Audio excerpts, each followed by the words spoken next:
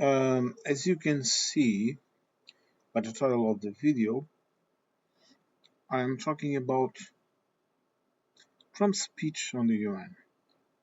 You know, at first, I thought I would, you know, watch it and comment, do something a bit similar to what I did to the House committee.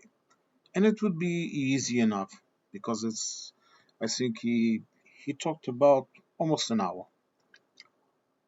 But after that, after considering doing that, I said to myself, now, why would I subject my mental health to that? So, I'm just going to talk about it briefly. Not going to make this video very long because it doesn't deserve a long video. Number one, he looked like a desperate old man that is sitting in a porch, in his porch, bad mouthing the kids' neighbors that are all active in playing football on the lawn. And I'm talking about soccer for you Americans. For the rest of the world, it's football. Okay, and I don't use American terms. The kids are playing, kicking the ball around, and he's in the porch complaining and screaming and threatening to hit them and whatever.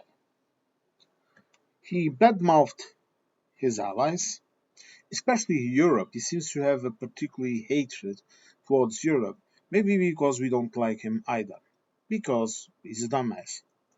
Hmm? And he badmouthed the UN. He badmouthed absolutely everything. He talked about things like migration in regards to Europe, for example. And he failed to say, for example, that one of the big guilty countries of the migration is the United States, with their promoting of wars, their promoting of destruction, them, the Russians, before the Russians, the Soviets, same shit. Okay, each and every one of them, these countries that he was bad mouthing, they are having problems because of the United States. We are having problems because the United States, plus their friend Israel, decided to have a nice adventure in the Middle East and fuck up the entire region for the rest of us to put up with it. Okay, Syria, for example, and the Islamic State and all of that shit that came after it, it's all the result of the United States of America's actions. And he keeps on trying to push it away and not assuming any faults, and he just like he's doing with the Epstein files, okay? Because he knows, like I know, like everyone knows, or at least around here, that he was one of the clients. He's in the parties. He was there. He was all buddy up with, pardon me, with Mr. Epstein. He doesn't even deserve to be called a Mr. We all know this. And he's going to the Charlie Kirk memorials. Another excellent example of Americana. Does he think we are all bloody fools? Look, your president. This speech is going to be in the history books as the day as in which America went down the drain. Definitely. Even if you get rid of this moron, the next elections, you will always have issues. Even if you get rid of all this entire moronic saying, you are not, never going to recover anything. Okay. If before this Europe had any kind of doubts about America, you have sealed the deal.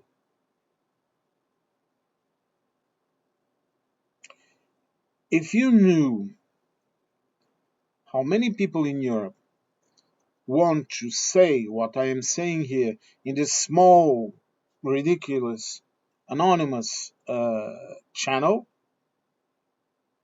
I think you in America you would be scared.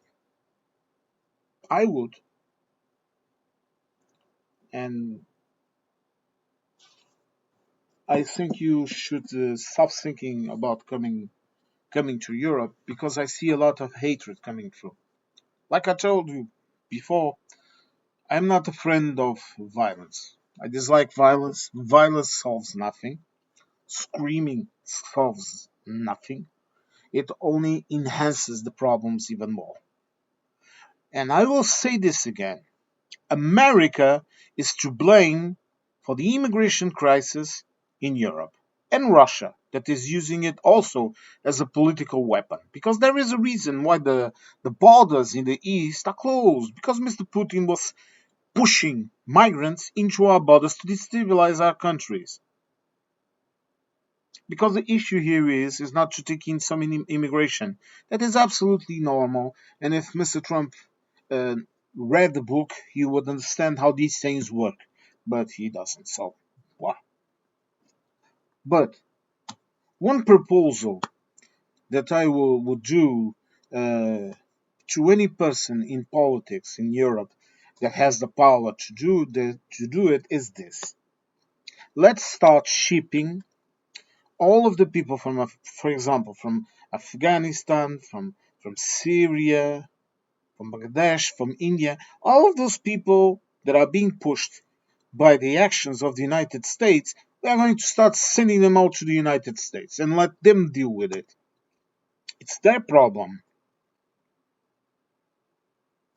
America has caused the problems that Europe has. They did not, and this is from the time of Obama. Remember this. It's not just this thing that is in power right now. These are issues that come from behind. He let Russia do whatever they want. They did not upheld their word of protecting Ukraine. Putin snatched Crimea, and now we have this because the Europe naively trusted the Americans. And you want to know what I hope that happens in the next decade is that Europe really rearms itself with the spite, and maybe some lunatic takes over power, and then we will show the Americans again what does it mean to be imperial Europe. Because if they think they can do it better than us, we have centuries of experience in dealing with these matters. Because all that Mr. Trump is creating here in Europe, and that scares me. I will be honest with you. He's creating a situation where the harsher words in Europe, the ones that speak with hatred, the ones that want violent actions to be taken to rise up to power. An united front. This this speech is creating already tidal waves all over Europe. You look at the landscape, no, you look at the sea, it seems like a calm sea. And underneath that sea, tidal waves are going. Palestine has been recognized by almost all European countries. Soon it will be all. And this is a small sign This is a small sign that we are no longer aligned. And now this speech of Mr. Trump proves it. As far as I am concerned, the UN has no business in being in the United States. No. The UN should be, for example, in Canada, in Europe, even in China. Why not? But not in the USA. The USA is undeserving of the honor of hosting the UN. Personally, I am done with them. I don't trust them. I don't believe in anything they say. Nothing, nada, nada. To me, it's like even if tomorrow they get rid of the current president and put someone else in power, to me, these people are still there. Unless they have a purge or something, which I don't believe. I don't even know if they will be able to have another president. Because all of these people and the speech that this man gave in the UN, it if you have I don't because I believe that you only saw in the United States what they wanted you to see. They didn't show the faces of a lot of the delegates. Especially, you did not see, you did not understood that, for example, you want to know what was the most interesting part in the videos broadcasted in America, the channels about the speech of Trump, the comment section. Lots, lots of them, really lots of them, and hate speech. I think you would call it free speech, perhaps. I don't know. I think that is the definition of free speech in America is hate speech. The comment section was excellent. It really, it really showed me uh, the good nature of the American people. It really showed me.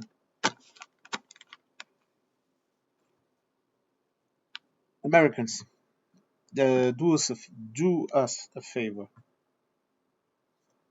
Isolate yourselves like you want to. I mean it.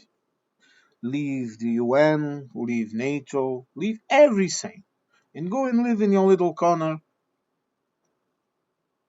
happily ever after, in your golden Eden, while the rest of the world moves on. Because we don't want you anymore. No. I think I think the economic ties. Sorry, I think they are going to break out even more. Your economic ties with Canada, with Europe, they are going to be reduced to nothing because I know there is a lot of people that will be watching the evening news, will be seeing what Mr. Trump said about us. Okay, and to some of them, it will be the first time they are going to watch him talk and say what he said. And then maybe some of them will also do what I do and then take a look at the comment section and read what you Americans and your bots, a lot of bots, but a lot of people from America, what you wrote in the comment sections.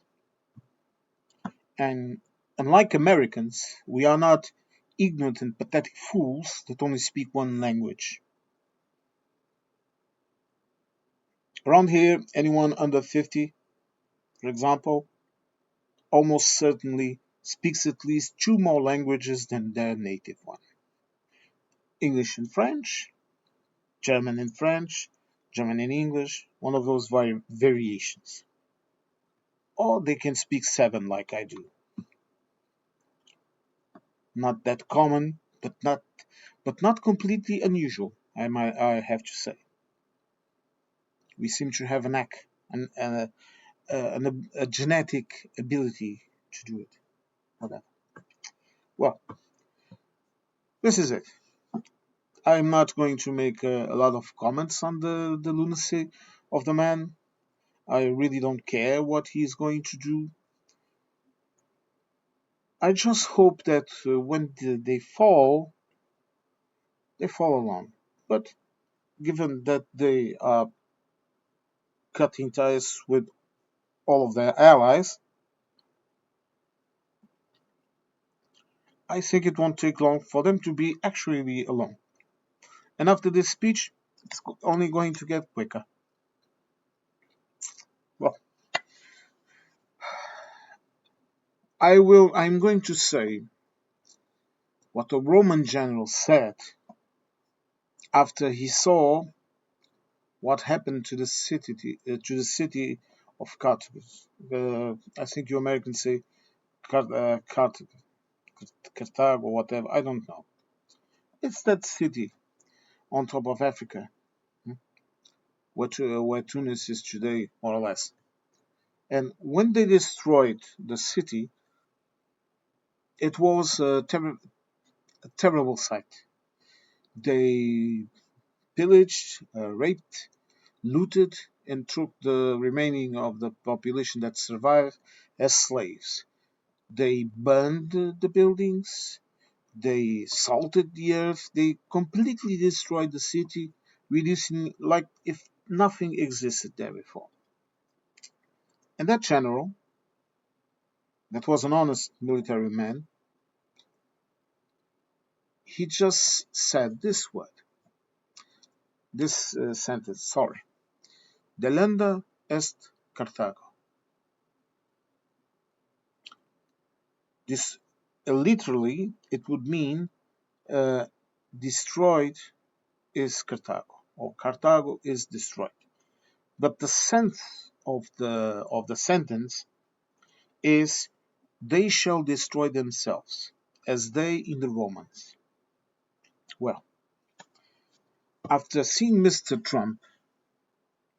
Trump's lovely speech in the UN, I had not had the occasion of viewing it and taking it in.